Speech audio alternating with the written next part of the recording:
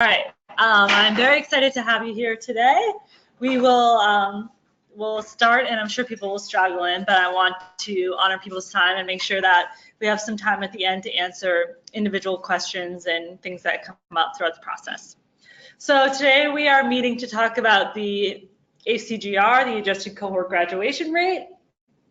The goal here is to provide you sort of like a big picture, bird's eye view of what ACGR is and why we're doing it this way, and then to use the second half to talk about, okay, how are we actually going to do this? How does it exist in data validation? What are the steps I need to take?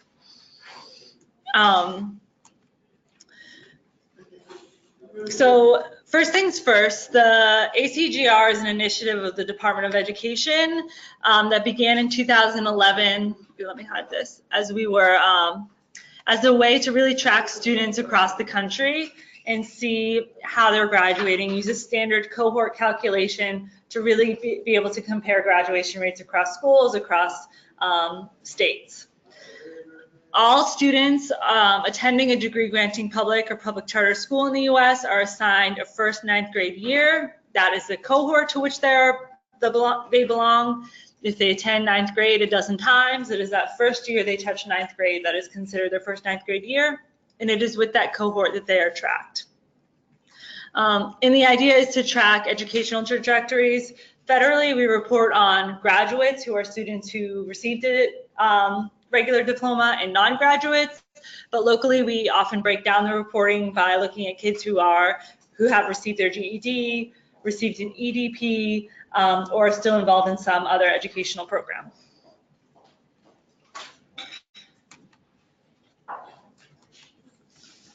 Seriously? Okay, so there are pages and pages and pages of technical guide and policy guides for ACGR, and I encourage you all to read them, but what it really boils down is to three elements that allow us to make the calculation.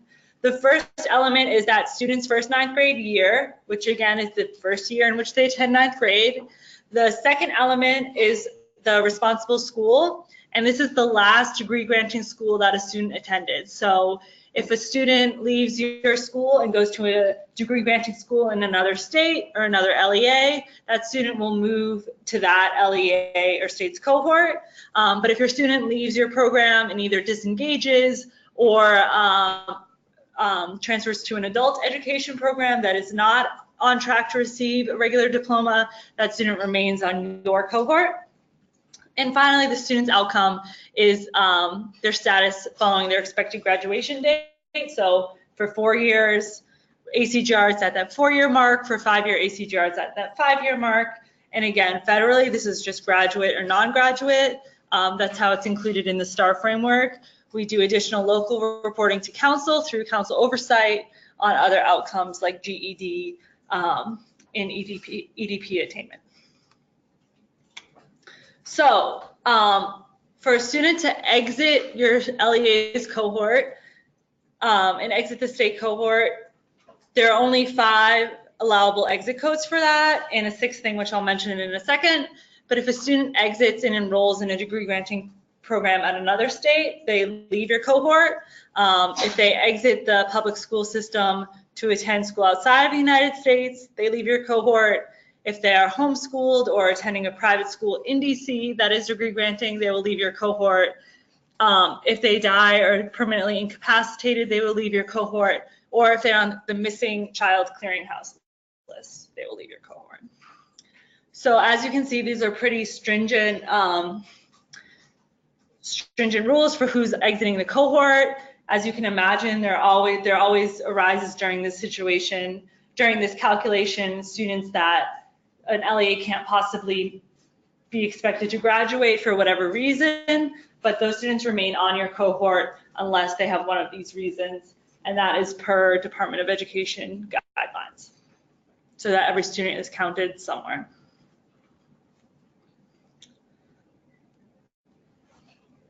We have a lot more information, but I'll pause for questions. You said something about students on the missing child list. Is there a separate code for that, or how do you code that actually comes up so rarely that we don't have an exit code for it. Okay. But I would submit an OSSE ticket, and they'll be able to help you if there is a student on the missing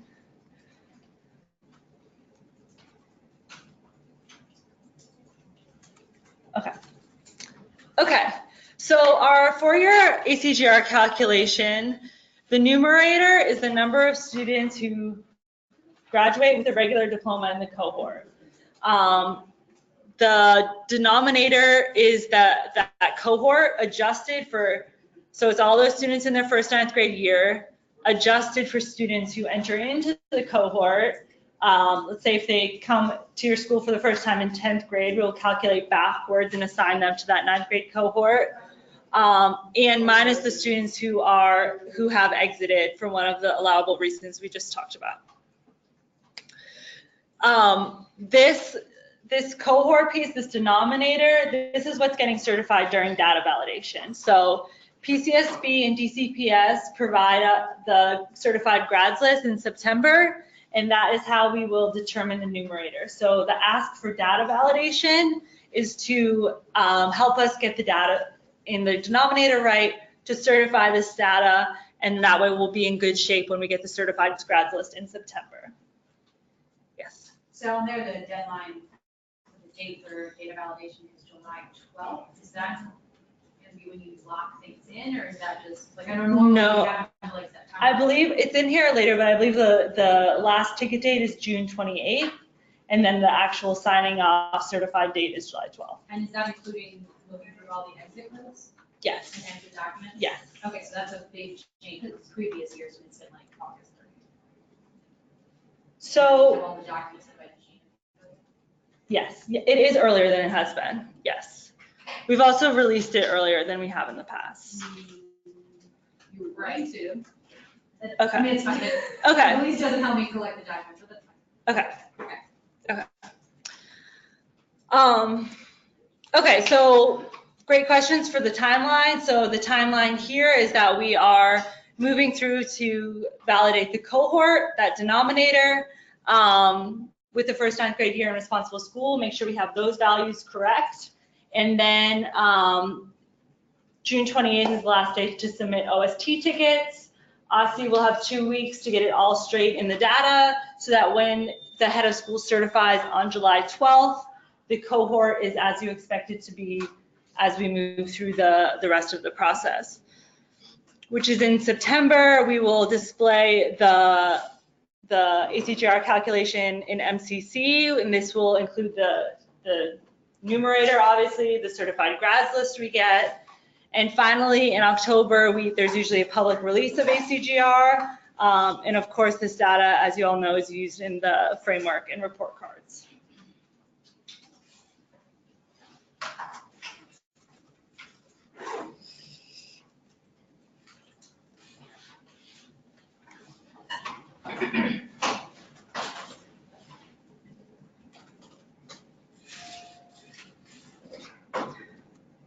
Okay, so as we move through this process, those of you who have done this a handful of times before are well versed in this, but for those who are new, and because the process is a little bit differently, the LEA responsibilities are to review the policy guide to understand how the ACGR is calculated. It is a handy document, hopefully, for the one-off situations that arise and you need answers to. To review the first 9th grade year and responsible school indicators in the cohort responsible school sheet of data validation, to provide appeals. We'll be talking about these 2 steps in a lot of detail throughout the rest of our afternoon, because that's sort of the meat and potatoes of the process, to certify the cohort on July 12th, and to provide certified grads through PCSB and DCPS in September. And finally, of course, to participate in the MCC review in the fall. Okay, if everyone wants to take a moment to log on to Click, I think this next exercise will be most fruitful if you can see what I'm talking about and see how it applies to your own LEA in school. Okay, so if you go ahead and log into the data validation application and navigate to the sheet that says Cohort Responsible School Sheet, the purpose of this sheet is to provide the data elements and visualizations you need to validate ACGR cohorts. Again, the 2 pieces of key information here are first 9th grade year and responsible LEA in school indicators. And this cohort is the denominator of the ACGR calculation. Okay, so hopefully you see something like this. At the top of the sheet, we have filters, which allow you to navigate by USI, school, school year, responsible school and LEA, first 9th grade year, and student detail. The student detail provides a little bit of additional information on the students, so whether they are currently enrolled in your school, in your LEA, whether they transferred to a non-public LEA, whether they graduated in a previous grads list, all of those you can navigate by. So I think the first thing to try is to filter where cohort responsible LEA indicator equals yes, in first 9th grade year equals 2015-16, and that will give you the students who are currently on your 4-year cohort. So 15-16 students are the students who are coming up on their 4-year ACGR calculation. 14-15 students are coming up on their 5-year ACGR calculation.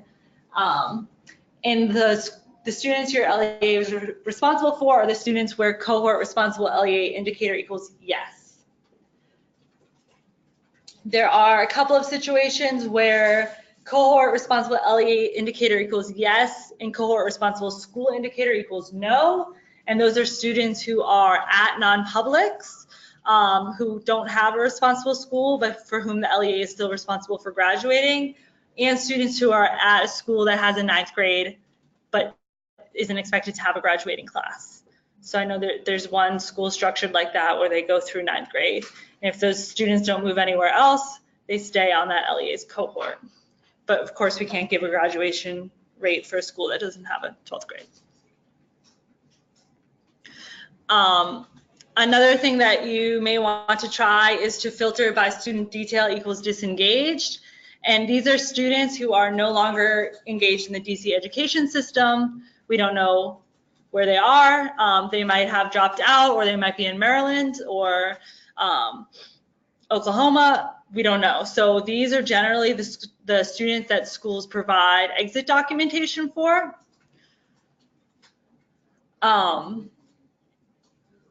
Any questions about what we're seeing so far? Okay. The one KPI on the sheet here is the cohort student count. And again, these are the students that would be on your cohort if we calculated it today. So if you filter to first 9th grade year equals 14-15, you would see your 5-year cohort count. If you filter to first 9th grade year 15-16, you would see your 4-year cohort count. If you don't have any filters, that cohort count is going to be kind of meaningless because it's all the students on any of your cohorts, which we would never use for any reason. So filtering by first 9th grade year will give you a sense of the denominator for each of the calculations. The graph in here, it provides the student detail graph. And again, clicking on the disengaged graph here will limit all the students to the students for who we don't know educational outcomes. And your LEA may want to provide exit documentation if they are, if they know that the student has enrolled in a degree granting program elsewhere.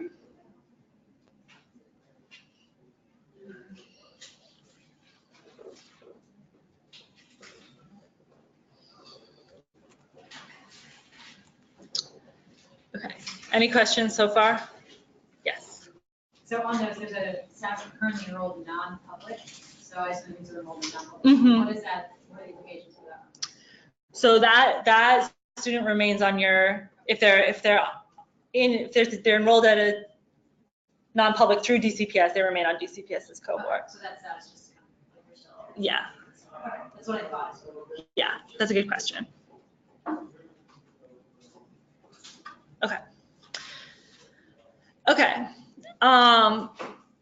So I learned a new abbreviation, TLDR, too long didn't read. So this is your too long didn't read slide. If you're going to know anything, I think knowing what's on this slide will get you 90% of the way there.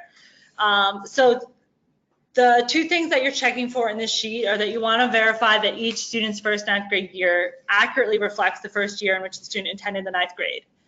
If you think that the value there is wrong, then you have to submit an OST ticket by the June 28th date with the appropriate documentation. And we'll go over appropriate documentation in a second. But the route for appeals is, oh, that first 9th grade year is wrong. I actually have an out-of-state transcript or something else that shows the first 9th grade year is right. OST is your portal for that.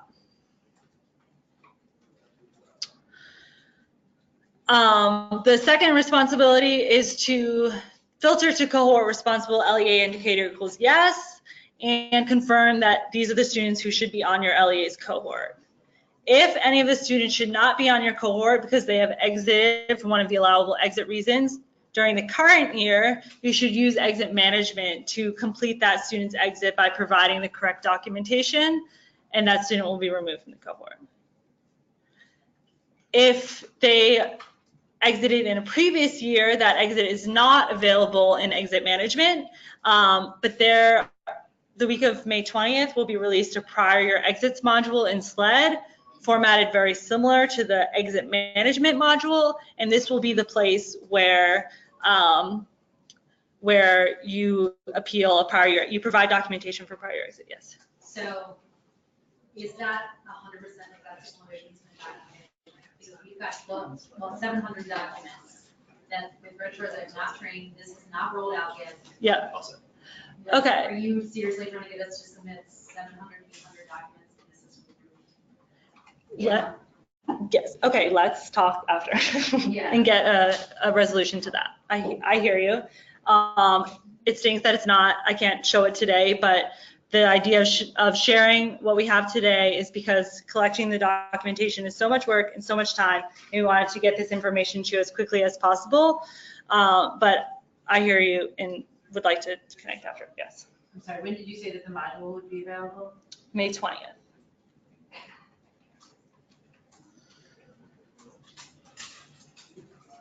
So sorry. Yep. The basic process here is there's an expectation to provide documentation to support every exit that's in that list of 5 that you started with? Yes, so if there is an exit that the student has exited with 1940 through 44 exit codes, and documentation has not been provided to OSSE, the expectation would be to provide that documentation. We cannot remove a student from a cohort based on exit code alone. We need the documentation. So as a follow-up, if the exit code is, let's say, not a code that requires, let's say there's an error made on the exit code. Sure. Can we still submit documentation? Yes, you can update exit codes. Do we need to update to submit the documentation? Yes. Okay. Yes. So if you previously thought a student disengaged but learned that they went to Eleanor Roosevelt High School, you can update the exit code, and we can talk about a systematic way to do that for 800 kids at a time. Okay. Just to confirm Yeah. that's new, sorry, I'm catching up on, it's new, that it's both documentation and updating the code for that? So OSSE used to update the code when based on the documentation we sent it to us. Yeah, and there have been different iterations. 1 year in QuickBase, people were asked to update the code, but it didn't always happen, and OSSE backfilled that. But the request is now so that we're on the same page as LEAs, that LEAs help us. And is are you guys planning to do this on a rolling basis, keep going through these and taking them off, or should we basically be expecting? Yes, so once an exit or a change to first 9th grade year are appealed, you should expect to see it and click 2 days later. So as you exit students to just first 9th grade years, that data will be adjusted in real time. Okay. OST tickets is the only place, no QuickBase. That's correct. So OST is a QuickBase application. Okay. So first 9th grade year appeals will go through OST. Responsible school, exits will go through the exit modules in SLED. Can you repeat that? So first ninth grade year appeals will go through OST tickets, the quick base application. If LEAs need to provide documentation for a current year exit, that happens in exit management. If LEAs need to update the exit code or provide documentation for an exit that occurred in a previous year, that will happen in the prior year exits module. There's 3 places. 3 places. Will there be trainings for the prior year exit module after 20? Absolutely. Yes. Yes. Do you know when those are? So I'm soliciting feedback from you because my thinking was we can do a training, but also since you all have come in, I wanted to like record a 20-minute what you need to know webinar and send that out to everyone on this listserv. But we will also definitely invite you in that week, and I will get you dates soon. There will be a follow-up. Yeah. Okay. Yeah. I'm sorry, wasn't there before in quick base some reports that people who were validating ACGR were going quick base also, or no? There have been multiple iterations of ACGR processes, and there was a process in quick base, but that doesn't exist anymore. And the idea is that now, as you make adjustments, they will be reflected in Click. So that is where you will go to pull. Okay. Okay. Moving on to appeals for first ninth grade year. The first ninth grade year is calculated by OSSE, and the reason for this is that occasionally students attend for ninth grade in different years in different LEAs. So the first ninth grade year value is sent via the SIS, but occasionally OSSE knows that actually there was a different first ninth grade year. So it can't solely be updated by updating your SIS, unfortunately. And so to appeal these values, again, it's the OST portal, the issue type equals ACGR, and the issue option equals first ninth grade year. And we request that you share the year you believe to be the first ninth grade year and documentation supporting that.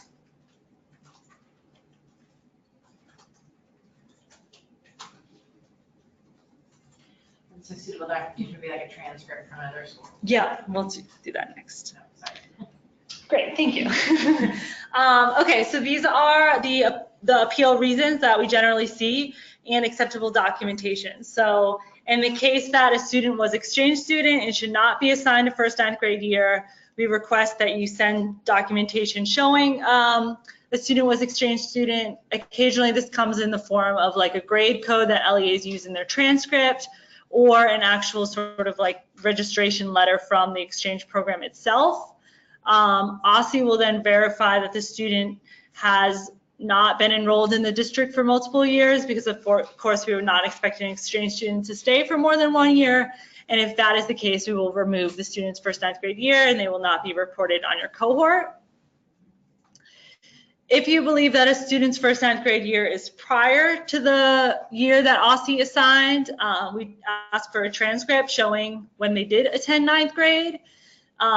If a student was on your LEA last year, was in your LEA last year, and you did not, and you're trying to move the first ninth grade year to reflect a cohort that's already been reported on, we cannot make that move. But if your LEA, if the student is new to your LEA, you have more information about the first ninth grade year than the previous LEA, then we will make that adjustment.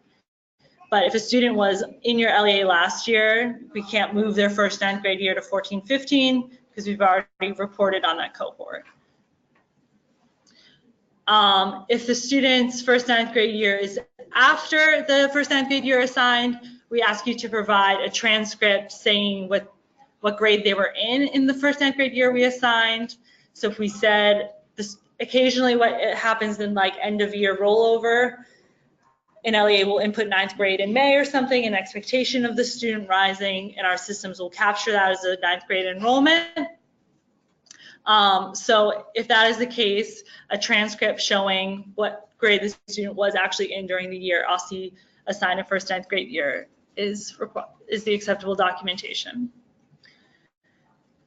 In the final thing that occurs occasionally, especially in educational campuses that serve like 6 to 12, is that a student has never reached 9th grade.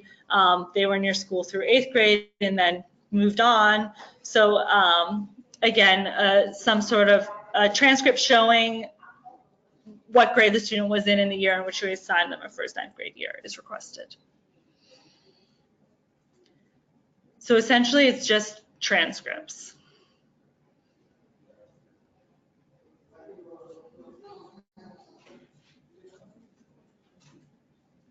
Any questions about that?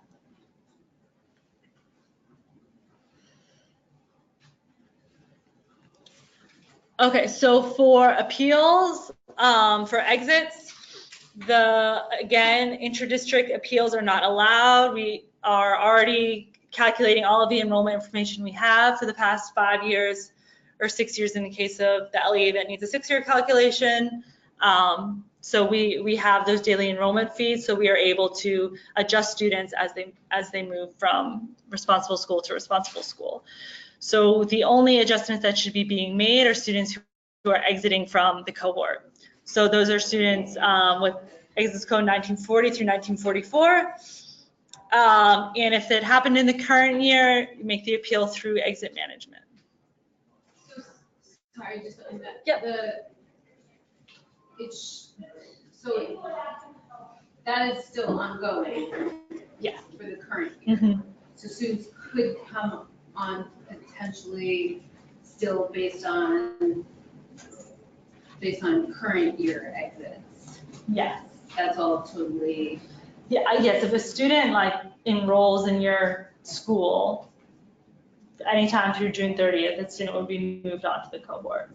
Right. So that's an exception to what I was trying to think through before. We shouldn't have students coming on to our cohort from now until in the next 2 months because of past year intra-LEA, intra-district changes, but it could happen for this year's and the exits that are, because that's still currently going on. So the reason they would be on your cohort though is because the LEA was sending through the SIS that the student is there. And LEA can't communicate through an exit code that a student has gone elsewhere. We wait for that stage 5 enrollment to come from the receiving LEA before they're moved. So for any new student that is sent to stage 5 across the SIS, that student would newly appear on your cohort. Should only be if we send a new stage 5 enrollment. Okay. And this, just to reiterate, this is the exit management process that goes on all year. There's nothing different about this for ACGR. This is the existing exit management process for the current year. Again, prior year exits, unfortunately, be released by May 20th. Additional training will be provided that week, and I'll follow up this afternoon or tomorrow with those dates. And we will work to make it as accessible as possible so that you all don't have to, truck down here if it's not efficient for you. In the meantime, it's probably a good idea to start collecting documentation if you can. And here's a little bit of here's the information on the exit documentation required. Again, it's the same as through the exit management module. For students who exit the state education system and transfer to homeschooling, we ask for a letter or form with parent signature or an official transcript from the homeschool program. For students, yes. So where does online school fall? Is it through an LEA in DC or through? I've got a lot of students who are now doing like courses, not courses, but Yeah. enrolled in online schools. But it's not really, and the yeah. schools are out of state. So it's Yeah. not really homeschooling, it's not really homeschooling in another state, it's sort of like, and there's no specific.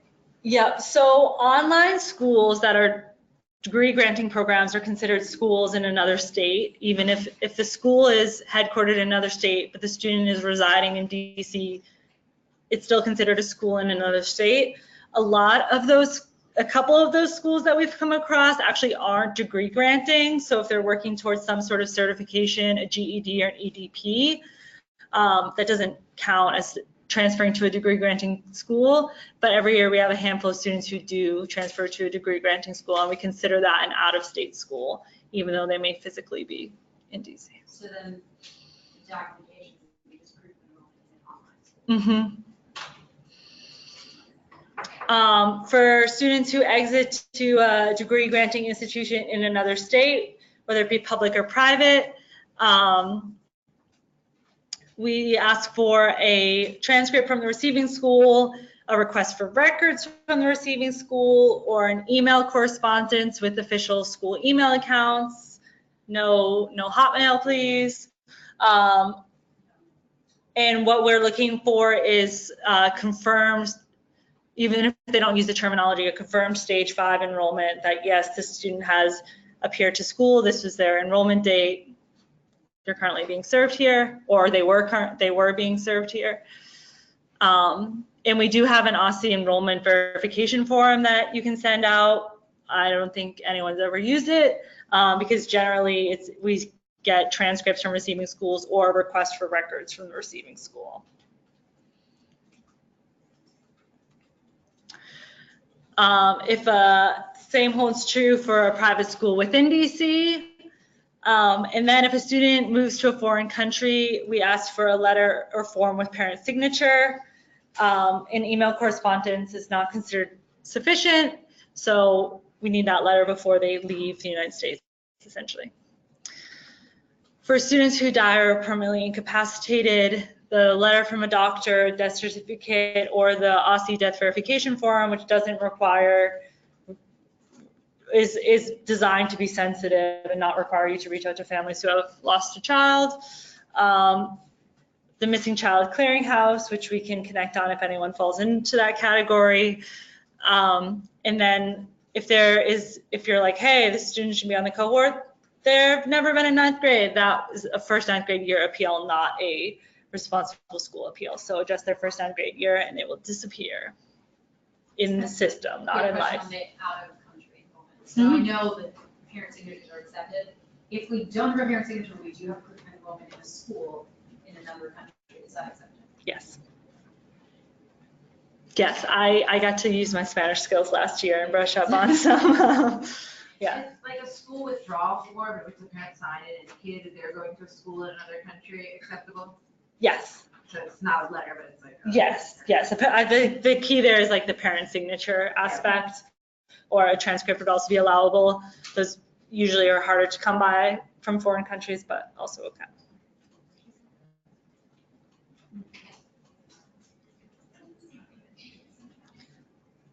And the missing child, we do have a missing child. Okay. That's why I'm actually not interested in this, we didn't know. Is there someone that what kind of documentation do we get from them? I'm not sure if she's in this group or next year. Yeah,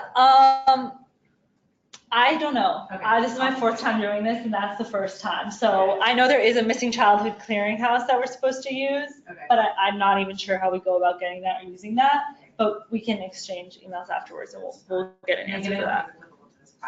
Yeah. Okay. Okay, so as far as additional resources, there is an OSSE.acgr email that I check every day, an ACGR policy guide, and this really focuses on the policy of who said we had to do this and why are we doing this, and then the ACGR technical guide, which focuses on the how of ACGR validation and calculation. So the technical guide is designed to be a little bit briefer than the policy guide. There are some useful appendices as far as first 9th grade year and responsible school scenarios, which are sort of those one-off things that pop up once in a while, but it's a good place to look if you have a kid that is just, not following the traditional pattern and you have a question about, as well as more information about the sheet in each of the fields there and what it means.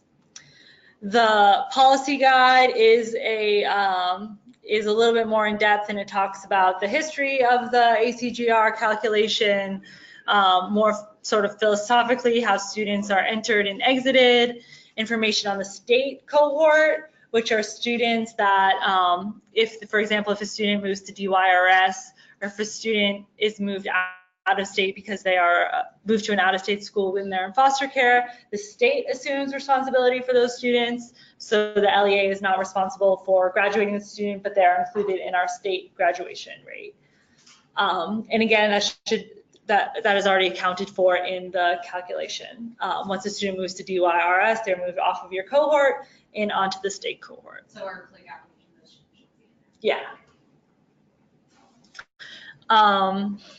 Some FAQs in there, and information on student outcomes and how they're reported.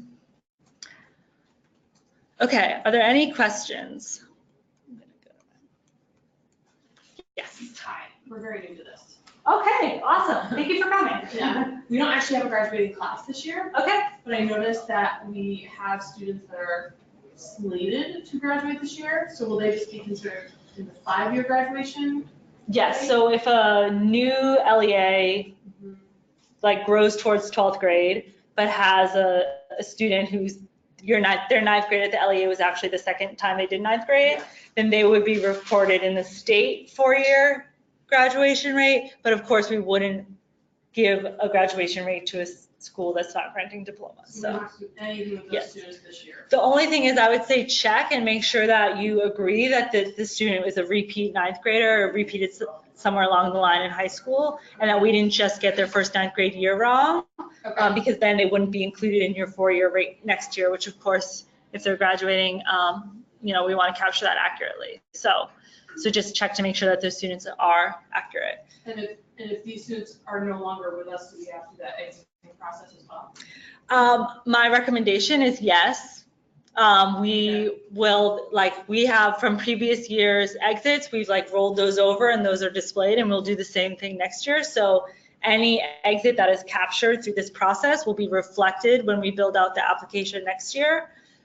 So if LEAs are able to do it as they go along, we think that's great, but we are not reporting on those we're not going to report your data anywhere per se. So. I was gonna ask, can you move to the next slide where you're asking about? Yeah. Yeah, I have a question on the Click app. There are a couple of columns all the way to the right-hand side, and they're showing a lot of NAs of school reported on 4-year cohort in 2018, first 9th grade year change and responsible school change. Yeah, so reported on 4-year cohort. So this applies to students in the 5-year graduation rate. So this is supposed to be a quick way to flag students who are going to be in your 5-year calculation and not your 4-year calculation. Prior to last year, your cohort is what it was at the end of the 4th year, and we didn't account for 5th year movement. So this is a way to flag that 5th year movement. If it's yes, then the student was included in your cohort last year when we reported 4 years. And if it is no, then that student was not reported on your cohort last year and is an addition to your LEA's cohort. And that is by, so that should only be there for students with first 9th grade year 14-15. It will be NA if that was not your first 9th grade year. The change in the LEA and change in first 9th grade year, right now it's NA for everyone because no changes have been made, because no appeals have been made. But moving forward, once changes are made through the appeals process, that will reflect as yes. So again, an easy way to just see, oh yes, those silly people at OSSE made the change I wanted them to, or they didn't. So when students' appeal is accepted and they're removed, it'll be changed here. They won't just disappear from. Yes. Yes. Yes. Another follow-up. Yeah. So could you explain the difference between first 9th grade year, first 9th grade year verified, and first 9th grade year universe? Yes. So first 9th grade year is just the value of what we know the first 9th grade year to be at this point. First 9th grade year verified indicates that the student has been verified in a previous verification process, essentially. So that is a great question, because last year, a lot of people who had unverified first 9th grade years provided a lot of documentation to show that the first 9th grade year OSSE had was correct. That is not necessary. You do not need to make an appeal unless you want to change the first 9th grade year. At the end of this process, when these are certified, they will all be switched to verified, And so next year you'll be able to see, oh, we've already verified all of those. I can focus on the new unverified students.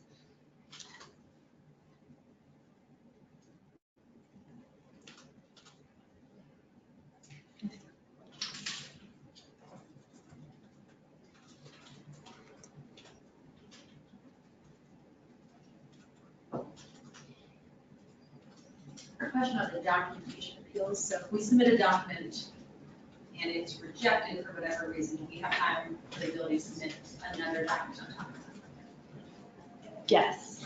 Yes. So if we think it's good, you know, Yeah. turn in, you can't use the stamp, but we missed something on there.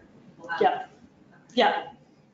Yeah, so all tickets that are entered by June 28th with some sort of, with a like good clear effort to, you know, change the value. If there's some sort of dispute over paperwork and stuff, we'll use those 2 weeks between June 28th and July 12th to work things out and make sure that we are, we reach a conclusion together. Okay. So, yeah. Yeah. Legible, and I hate to not get credit for that. Yes, exactly. Yeah, so those are the things that we'll work out in that 2-week period.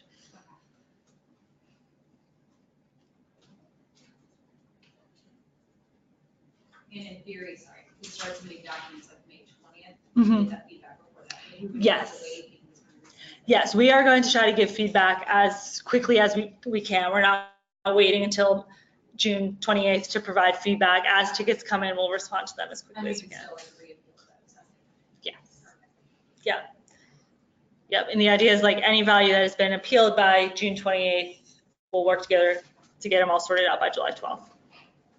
Yeah, we don't want anyone to get hung up on a technicality. What's your contact information? That's great. I just realized I never introduced myself. So I was just so excited to get started here. My name is Kelly Scholl, and I'm a data analysis manager here in DAR. I support mainly the systems and support K-12 and teaching and learning divisions. And somehow I keep getting tasked with ACGR. But my first name, I didn't even write anywhere. My first name is KELLEY .SCHOLL@dc.gov. And I also am the checker of the ACGR email. That's easier to remember. Could you spell your last name again? SCHOLL. Like Dr. Scholl. Honesty.gov? DC. Can you say a little bit more about what we're actually, and sorry if this is all, validating this year? So, so first 9th grade year, this first 9th grade year verified, we've made some progress there because a lot of students in our current cohort, we've already validated their first 9th grade year as part of the data validation process of the current school year. Students, like our school year populations the past 2 years.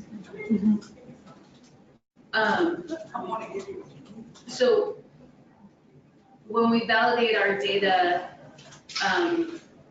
not ACGR specific, we're validating the first 9th grade years of our current students. Yes. So when we validate for ACGR, we're validating the students in the cohort, right? So I'm just trying to think about, like, there's a lot of students on here, right, who are not in our current cohort. Maybe they're in like next year's cohort, but they're not current students, so we're not validating those. Or are we? So we would like to build towards a system where, like you mentioned, we can like go along year by year and say like these are the kids who exited, and we have like the right first 9th grade year for everyone in the building. We know like the reality of life in a school does not always allow that to happen. So ACGR is like a final glance at all the information, all the enrollments, and all the different ways in which this has been validated over the past 4 or 5 years. These are the first 9th grade year values that we have, and sort of as a final check for that.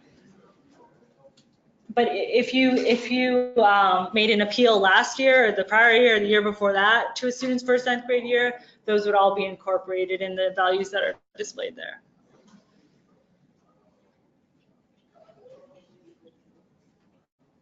But Unlike data validation, this includes students who are not enrolled this year. Right, so that's what I think, am I right? This app, because it has first 9th grade years all the way up to present. Mhm. Is this only the 4-year cohort this year plus our currently enrolled students, or are there, so there are other students in here, Yes. but we aren't validating their first 9th grade year or their, Correct. Any Right. student who has a first 9th grade year cohort of 14, 15 forward is displayed in there, but we're asking you to do as much as you can, but prioritizing the 14, 15, which is the 5-year cohort, and 15, 16, which is the 4-year cohort. but so students in there, if the first grade and 9th grade year is there, that are for students for 16, 17, that's not considered to be verified next year. No. Right. Yeah. It's not, right. Well, yeah, the exits are not considered to be verified. But if next year, that 16, 17 first 9th grade year, your LEA would like to make a 15, 16 first 9th grade year, we can't allow that because that 15, 16 cohort has already been reported on. So you want to make sure your 15, 16 cohort is correct, even if it means moving students from the 16, 17 into there.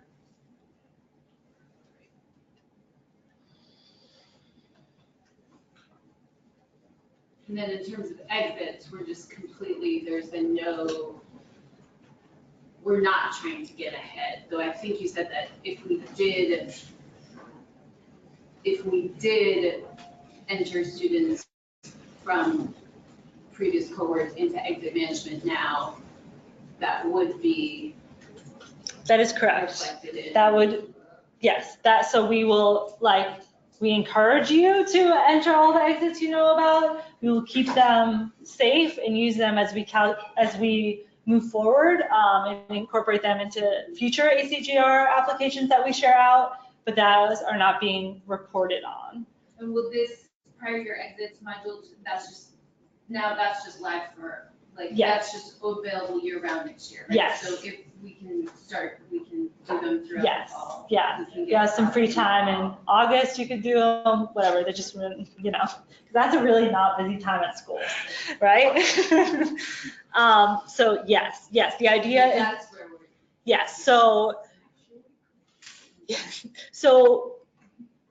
that is the silver lining of like prior year exits is the module that has been committed to, because even if you were to keep your current year exits up to date every year, that will never be able to capture summer transitions, which we know are a big chunk of transitions. So even if, as of June 30th, exit management is perfect, we will always need to have a prior year exits module to capture summer transitions, and OSSE has committed to using prior year exits moving forward.